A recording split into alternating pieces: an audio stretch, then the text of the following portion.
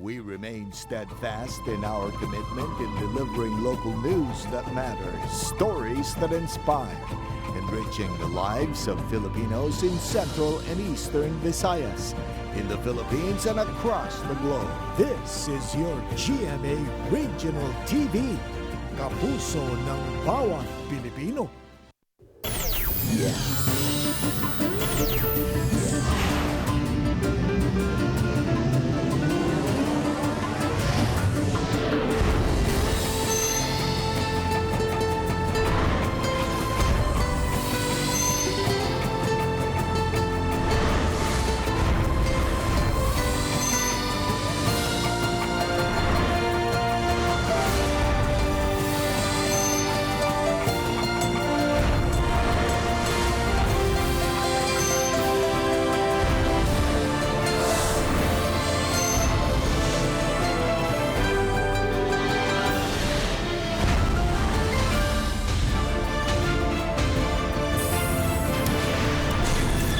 Ang GMA Regional TV Balitang Bisdak.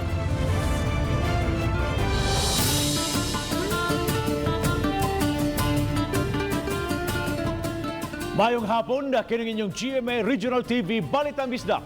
Ang bugtong kasaligan, kasandigan ug kadangpan sa mga Bisaya.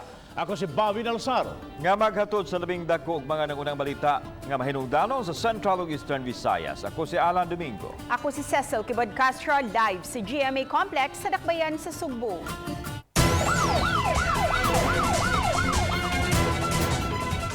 Magtiayong negosyante o magtutudo na palga na lang patay sud sa ilang sakyanan sa nabakanting luna sa Barangay Tananas, lungsod sa San Fernando. Giingon nga duha ka adlaw na nga nagparking ang sakyanan sa maong lugar. Nakadungog usab ang mga residente ug mga pagbuto sa mga armas nga mo'y gitumbok nga hinungdan sa hinanaling kamatayon sa mga biktima. Ang detalye sa report ni Femery Dumabo. Duha na kaadlaw nga nabantayan sa mga molupyo sa Barangay Tananas sa lungsod sa San Fernando nga nagpark sa ilang lugar ang sakyanan o gingong nanimaho na. Maong nipaybaho sila sa kapulisan sa lungsod. Sa pagsusi sa mga otoridad Biyernes sa gabi, napalgan sa sakyanan ng duha ka mga tawo nga adunay taptap ang ulo ug patay na. Gingong Webes sa kadlaw na adunay nadungog nga unong ka mga boto sa armas sa maong lugar. Ang mga biktima parehong adunay mga samad pinusilan sa ilang ulo. Gila sila nga magtiayong Gavino ug Arlene Sanchez, taga Barangay Tubod, lungsod sa Minglanilla. Matod sa kabanay sa mga biktima nga katapusan nakita ng duha niadtong Miyerkules. Gani pareho pang ni duty sa mga tunghaan nga ilang gialagaran. Sila si Gavino, isip liaison officer sa Lipata, Minglanilla, ug Arlene isip grade 2 teacher sa Tubod Elementary School. Matod sa usa sa mga igsuon sa biktima nga nadumili magpaila, nga nakitaan pa sa usa sa mga anak nga diuli sa Gavino, Miyerkules sa gabi. Apan igora ni sud sa lawak ug dayon gawas. Pagtanaw dito kay abli na ang sulanas kwarta. Unya na sila alahasan, wala na. Kay bawjo ko na sila kwarta lang sigdaanan kanang kita nila sa tubig. Kay ilam dyan ang isiparit. Wala na tanan. Moto na nga kung tabang dito sa munisipyo, dito sa police station. Giingnan man lang ko nga basig nagbakasyon lang, nisuroy lang. Apan gidudahan nga Miyerkules sa hapon gidagit ang duha. Matod sa pipila sa mga residente dining dapita, adunay mga nakasaksi nga giingon nga dining dapita nag-agi kung nagsubay ang itom nga pick up sa biktima nga si Gavino nga padung untang mukuha sa asawa ngadto sa tunghaan. Giingon nga nahunong human nga dunay katagbo. Adunay nagsunod niini nga puti nga pick up. Din sa paghiabot nining dapita, gingon nga ni kanaog ang mga sakay sa puti nga pick up dayon tion ngadto sa sakyanan sa biktimang si Gavino. Wala pa siya kaabot sa eskwelahan, nanay nagharang. Nya daghan nakakita nga murag gibreakan ko og motor na naog human gigukod og mga armado, daghan nakakita dito dapit sa crossing. Ang kapulisan sa Minglanilla ug San Fernando nagtinabangay sa pagsusi sa krimen. Tanang anggulo ang gisubay, lakip na ang posibilidad nga may kalambigitan sa ilang mga negosyo. Yung workout karon is mangita mi og kanang mga CCTV footages sa reported area kung diin reported giabda ang katong magtiayon. To include sa katong diri sa eskina Tubod kung diin posible nga niagi. Ang ako lang mo cooperate po itong mga witnesses dito. Nasuta sa kabanay nga lakip di ay ang kwarta sa mga biktima diha sa bangko ang ginahinayan og withdraw samtang na missing pa sila. Naglibog man kung si kinsa ang responsable sa linuog nga krimen. Kay gilagway ang duha nga halos tibok adlaw kanunay magkuyog ug nga matinabangon. Panawagan sa pamilya nga matagan og gustisya ang kamatayon sa magtiayon. Manrabaho, bisag asa di ko na magbuwag. Nga nung nabot man ko si Inding ngayon ani ba? Mabitang murag lisod kay dawaton ba kay para niya. Wala man ko nasuko niya. Uba ni Rod Prado ug Philip Patricio. Ako si Femari Dumabok. Balitang Bisdak.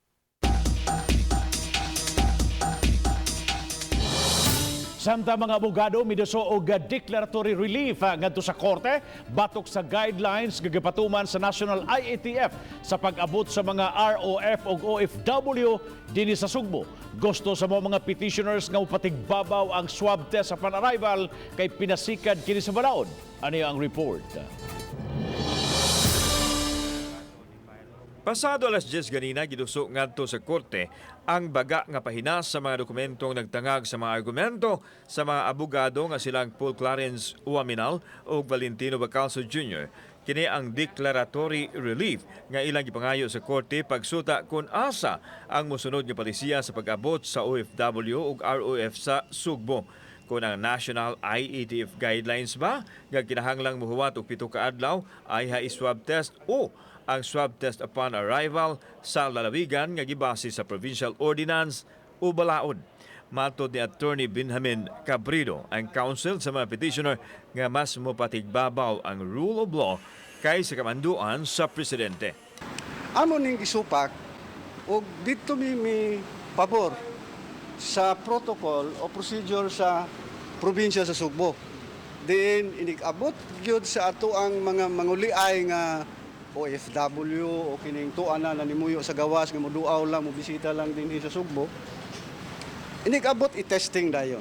Gipangayo sa mga petitioner nga mo-issue og temporary restraining order ang korte sulod sa 72 oras sa National IATF guidelines.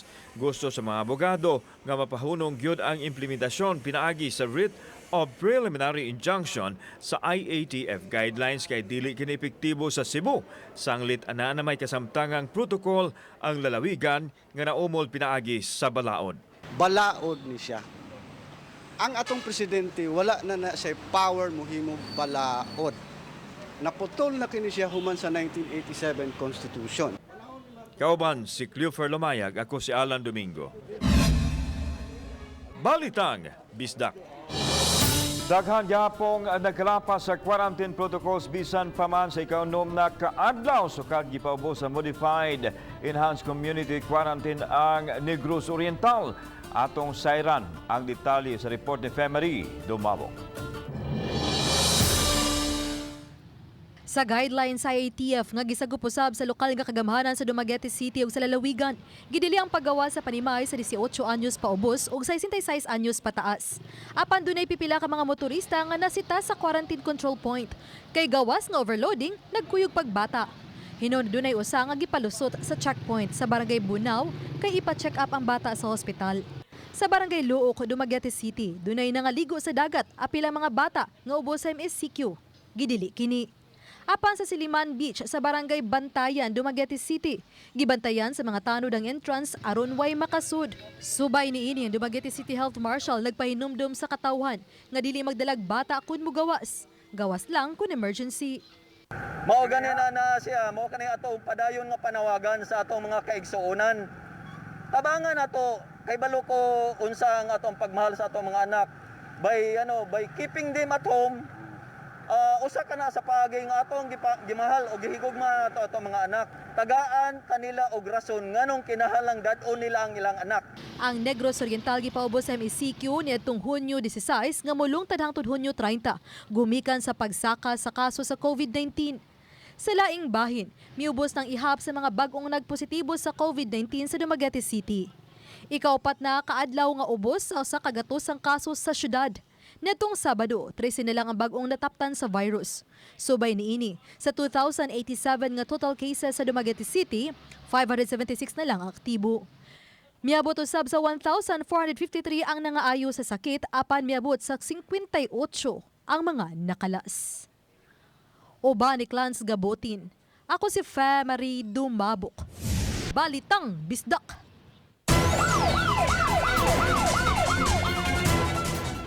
Pasakano kasong murder katong lalaki nga suspect gumikan sa pagdunggab patay sa iyang kapuyo. Live-in pa lang na sila dito sa Mandaue City. Selos ang gitumbok nga hidungdan. Adunay live report si Nico Serino. Nico? Yes, Bob, crime of passion kung mahulagway kininhitabo sa barangay Tipolo, Mandaue City, kung diin patay ang usa ka babae sa kamot sa iyang kapuyo. Nagbuyod og naligo na sa kaugalingong dugo ang biktima dihang napalgan sa ilang panimay sa barangay Tipolo sayo ni atong Sabado. Multiple stab wounds ang naangkon ni Hazel Hainar, 41 anyos, hinungdan sa iyang hinanaling kamatayon. Sospek sa krimen ang iyang kapuyo nga si June Manata, 51 anyos, lumad nga taga Sorsogon, apan kasamtangang nagpuyo sa barangay Tipolo. Nagtrabaho siya isip driver sa usa ka kompanya. 15 pulgadas nga kitchen knife ang gikatahong gigamit sa suspect sa krimen. Nakurat na lang ang igsuon sa biktima dihang nakitaan ang nagkadugong lawas ni Hainar sulod sa kwarto. Mao nga nagpakitabang siya sa mga otoridad aron maaresto ang suspect. Giangko ni Manata ang krimen. Masakit yung sinabi niya sa akin na hindi daw siya ganaan sa akin. Parang hindi ko ba matanggap. Ba't masabi niyo yun, sir? Siguro na-in love na siya doon sa incheck na yun. Nabalin ba yung niya, intention niya sa akin? Ato na siya, hindi na sa akin. Eh samantala ako nagpapakahirap siya sa pamilya niya, ako nagtatrabaho. Akong bubuhay sa mga anak niya. Nagbasol man sa hitabo, apan andam niyang atubangon ang kaso batok kaniya. Nagmayab, sir. Pero huli na, sir, dahil parang yung time na yun na napalang-palang talaga ako. Hindi ko alam kung gagawin sa... nasaktan ako sa sinabi niya. Parang hindi ko ba matanggap. Samtang desidido ang pamilya ni Hainar nga ipadayon ang reklamo batok sa suspitsado aron makabot ang hustisya. Sa pasangil sa suspitsado, kini ang tubag sa pamilya sa biktima. Totally, sir, wajib ko nakita nga ako isuon na relasyon, istorya lang na. Pero kung nakaingon siya na relasyon, sa aktual, wala man siya nakakita nga akong magwang na iko'y lalaki. Kaya nakita ko na yun, nakasakay ko no sa kasakyanan, pero di din na mahimo nga masakay ta sa kasakyanan, wata ka ba yung igagaw o yung isuon? Kanang murder, kanang yung substate, experience statement, yaman giikuha na yung pagkakuan, dako man yung, mas dako man siya force nga mahatag sa babae, kay kontra babae, lalaki. Dahil ka ng evil motive ba? Premeditated yung ikuha nga yung patyon. Nakuha na Bob og statement ang pamilya sa biktima, labi na tong usa niya ka igsuon nga may unag yung nakakita sa patayng lawas sulod sa ilang lawak sa iyang kapuyo og gibutyag sa hepe sa Subang Dako Police Station nga napasaka na nila ang kasong murder batok sa suspitsado. Bob? Dahil salamat Nico Serino sa imong live report.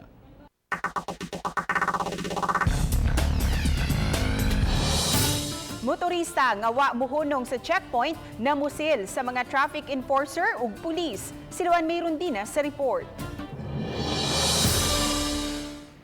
Sa kuha sa CCTV, makita kining mga traffic enforcer ug ang usa ka pulis nga kalit lang nga ni alibuag.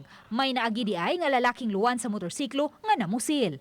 Pipila ka minutos, makitang nagdagan pabalik ang usa sa mga traffic enforcers ug gigukod ang suspect.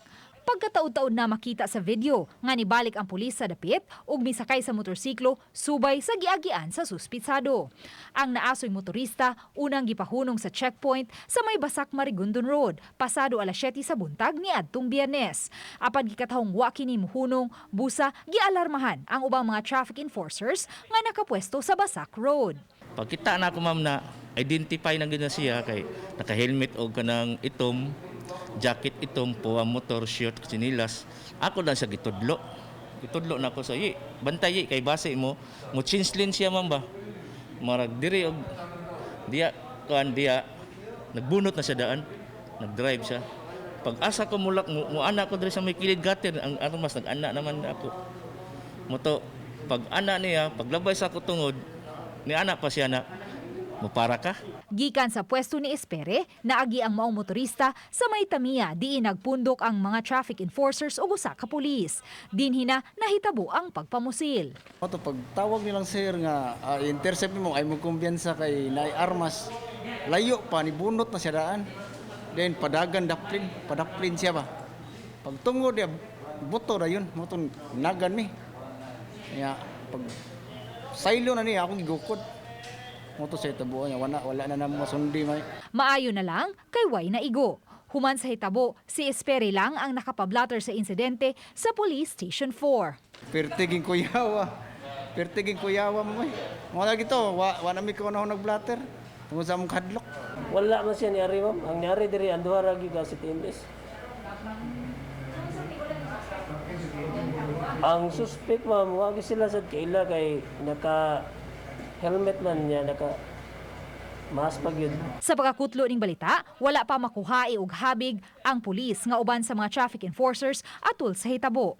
Matod ni Lapu-Lapu City Police Office Director, Police Colonel Arnel Banzon, gisusi pa nila ang identity sa naasoy pulis kinsa gikatahong naagi lang sa dapit. Uban ni Marlon Melgazo, Luan Merondina, Balitang Bisdak.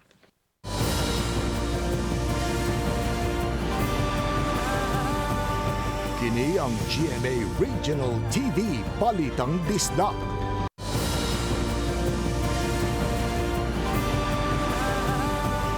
Kini ang GMA Regional TV Balitang Bisdak. Intentional tinuy og yun ang paglapas sa quarantine protocol sa usa ka resto bar diya sa may Barangay Luz ning Dakbayan sa Sugbo. Hinungdan nga ipa-revoke sa kagamhanan ang special permit sa maong establishmento. Samtang usa ka langyaw nga nagsubi-subi sa kapulisan atol sa Oplan Bulabog gipasaka og kasong disobedience. Ano ang report? Are you going with us or not? Are you going with us or not? I live You are here. going with us or not? I live here. Are you going with us or not? I live here. Yes, you are not in your unit. You are not in your unit. You are outside of your unit. Mao kini ang eksena sa dihang nakiglalis kining usa ka langyaw sa pangulo sa kapulisan kay dili unta muuban human apil sa nasakpan sa gipahigayong Uplan Bulabog. Kini tungod sa kalapasan sa curfew ordinance ug sa mga health protocols. Gi-insister ni ini nga na siya sa gym, nagpuyo nga nag-operate og 24 oras. Nga sa pagkakaroon, wa patuguti nga ingon ni ining negosyo nga maka-operate sulod sa 24 oras.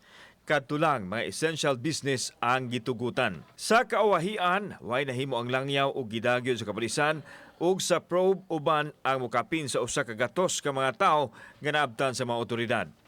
Tataw nga naay violation kay base dito sa area atong makita nga ang ilahang capacity kung atong basihan ang 50% capacity ang i-allow dito mga around 30 lang.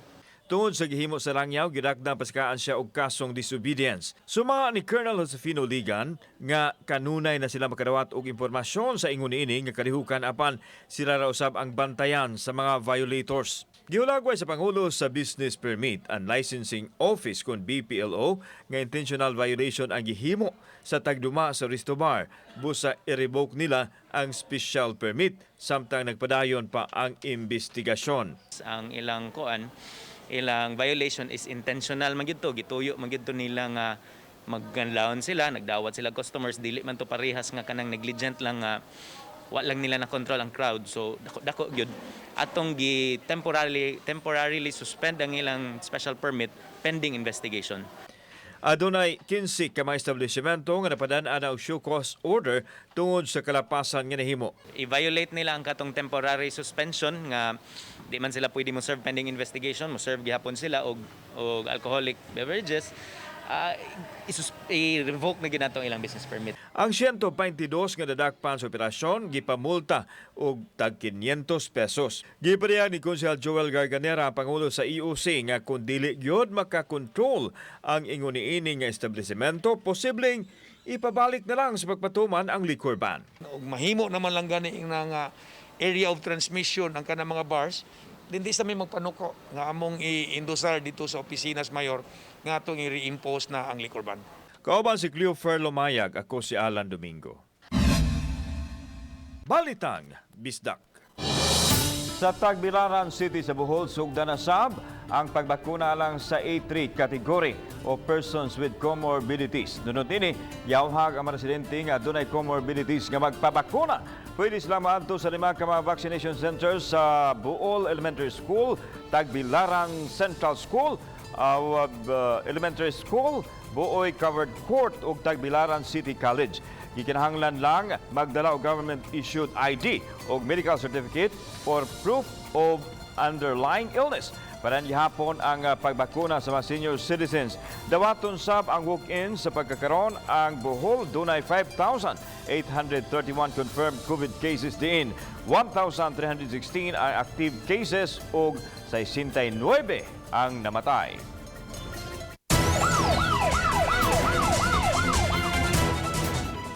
Nasikop sa hiniusang puwersa sa kapulisan ang gituhuang tigpayuhot sa ginadiling drogas atol sa buy-bus operation sa Purok Santol, Barangay Bagakay, Dumaguete City, Biyernes sa hapon. Diha-diha gipusasan ang sospek nga si Melchor Gonzales, 48 anyos, ulitaw nga taga Barangay Magatas, Sibulan ug way trabaho. Nasikop usab ang iyang kauban nga si Michelle Torres, 31 anyos, nga taga Barangay Kampaklan, Sibulan. Nakuha gikan kang Gonzales ang duha ka mga dagkong pakete sa gituhuang shabu nga mitimbang og 100 grams ug mubalor og 680,000 pesos. Nakuha usab ang buy-bus money, kalibre 45 nga pistola ug mga bala. Ang kapulisan sa Dumaguete nga gipanguluhan ni Police Lieutenant Bobby Pulmaran nagpahigayon sa buy-bus operation batok sa mga sospek pinaagi sa ilang poster buyer. Nagdumili pagluwat sa pamahayag ang mga dinakpan nga kasamtangang gitanggong sa prisuhan sa kapulisan sa Dumaguete ug nagatubang og kasong paglapas sa Comprehensive Drug Act of 2002. Biktima sa mistaken identity kinang gisubay karon sa kapulisan sa Mindanilla sa pagpang-ambo sa duha ka mga lalaki sa Barangay Campo 7 niadtong Huwebes. Ang mga biktima gila nga sa surayan na magtagad kinsa patay diha-diha dayon o Romeo Panyasine nga nada pa sa tambaranan. Human siya maluwas sa kanding nga maoy natusak-tusak sa mga bala. Mato ni Police Major William Homok, ang hipi sa kapulisan sa lungsod sa Mindanilla nga ilang pagsubay igo lang yun nagalibod o mga sound system ang duha. Pareho silang tagalungsod sa Mindanilla o giingong wa manabigit sa illegal nga kalihukan. Dako ang pagtuo sa kapulisan nga gidudahan ang duha nga mga asset sa kapulisan. Aduna nay gisunod ang persons of interest ang Mindanilla Police Station.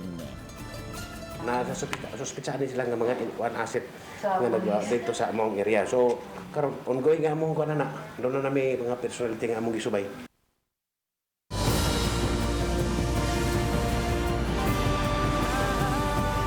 Kini ang GMA Regional TV Balitang Bisdak.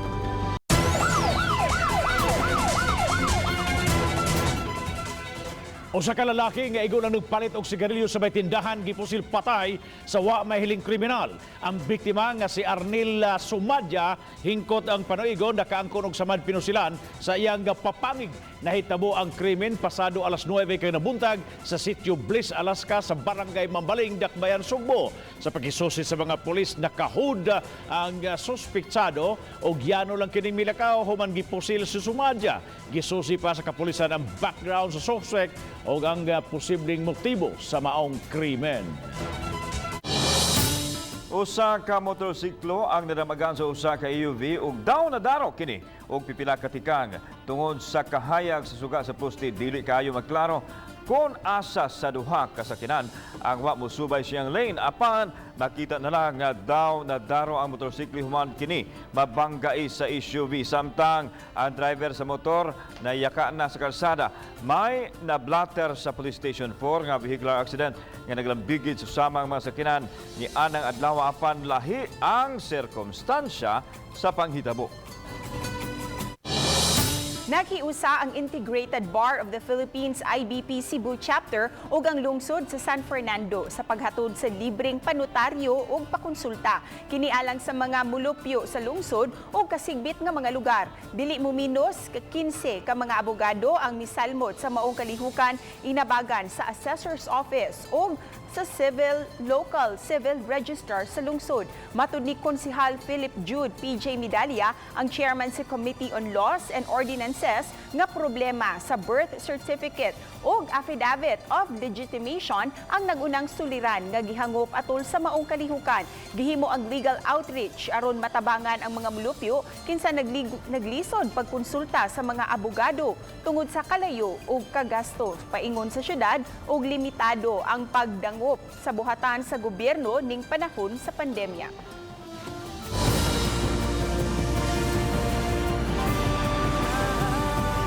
Kini ang GMA Regional TV Balitang Disdak.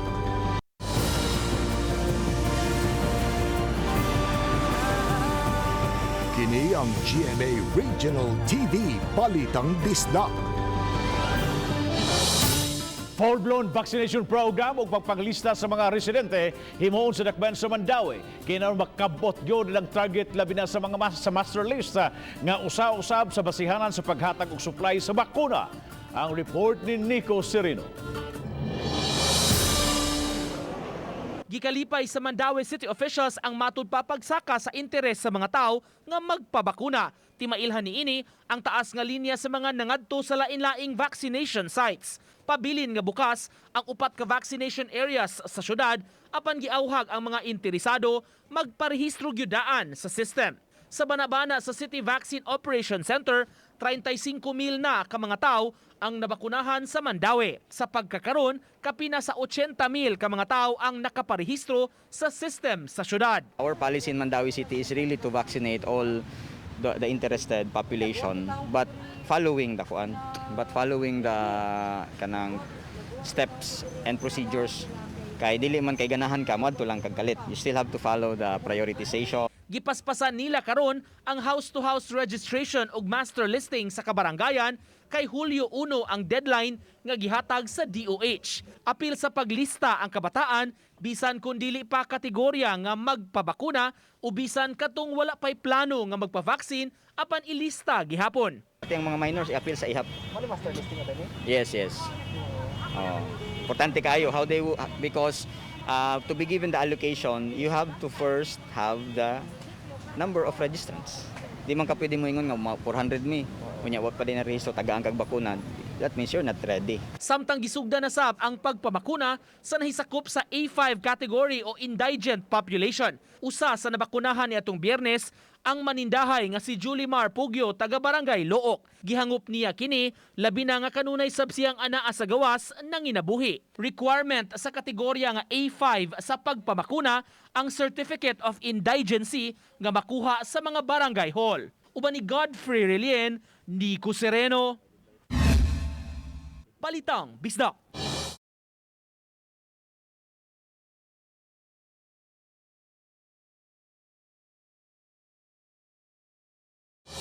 Mopatuman og mas higpit nga border restriction ang dakbayan Sugbo sa mga nagikan sa ubang mga lalawigan ilabi na sa madapit nga dunay daghang kaso sa COVID-19. Kawas sa RT-PCR test giduso usab karon sa EUC ngadto sa Batan sa Mayor ang paggamit sa antigen test sa tanang mga pasahero gikan sa ubang mga lalawigan nga moagi sa puerto sa syudad sa Sugbo.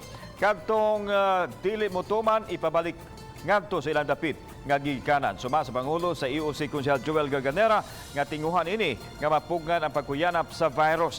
Nakatalang karon og taas-taas nga kaso sa COVID-19 ang Cebu City. Apan di kuno angayang ika-alarma sanglit kontrolado pa man ang sitwasyon ug aduna usay luag nga occupancy rate sa mga healthcare facility. And then we will be meeting with different stakeholders there sa port area, shipping lines, Coast Guard, Marina, and then ug panalitan na iabot gani mo dire nga wala mo yung mga necessary tests, then we will be forced to ipabalik mo asa mo dapita.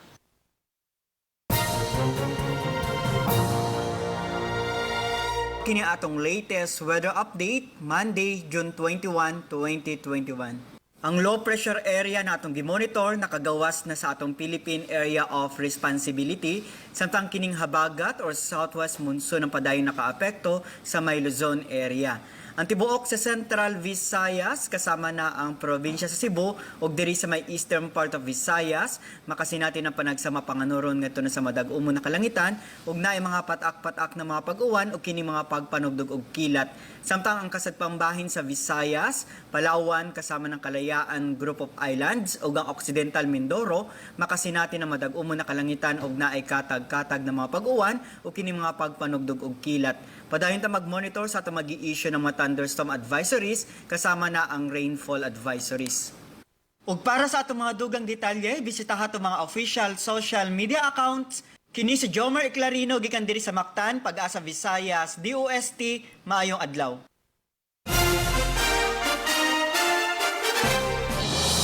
Pagpakaon sa mga kabus nga pamilya, ilabi na sa mga bata, padayong gihimo sa pipila ka mga pari o mga brother sa SVD community sa Dakbayan sa Sugbo ug sa Talisay.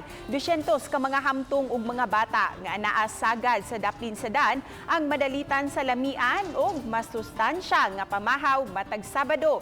Makaambit usab sa ilahang #SpreadKindness ang pipila sa mga biktima sa sunog. 8 ka bulan na nila kining gihimo ug usahay usab dunganan pa nila kini sa medical mission. Dahil salamat sa mga kapuso nato apil lang na sa gawas sa nasod nga kisayod sa mga dagko ug mga nagunang balita sa rehiyon. Ako si Alan Domingo. Ugi ka namong tanan dinhi sa Central ug Eastern Visayas. Ako si Cecil Kibod Castro. Ang inyong balita nga among balita kay matag lokal nga balita mahinungdanon kining inyong GMA Regional TV Balitang Bisdak. Buong puso para sa Pilipino.